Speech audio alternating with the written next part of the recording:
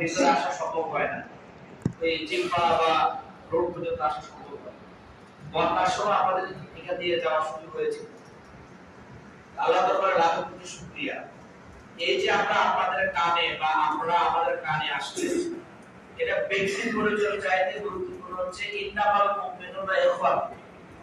প্রত্যেক মুসলমান ভাই ভাই ভাই আমরা এখানে হাজির হয়েছি, কি বলেন? জি।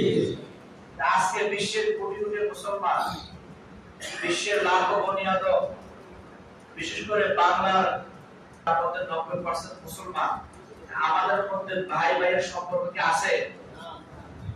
আমরা বর্ষাবাদ ইউনিয়নের আলিয়া গ্রামের ঘটনা অনেকে শুনেছেন। এই পারস্পরিক বিদ্বেষ, এই রাহাজানি, হানাহানি, এই সব কিছু থেকে মুক্ত হওয়া দরকার আছে কি নাই? বিগত 16 বছর প্রতিদ্বন্দ্বিতার কারণে, মতপার্থক্যের কারণে কেউ ঈদ তার বাড়িতে করতে পারত, কেউ করতে পারত না। এখন আমরা এখন প্রস্তুত করা জরুরি। আমি আপনি কয়দিন বেঁচে থাকবো? আমি কি 1000 বছর বেঁচে থাকার সুযোগ আছে? না।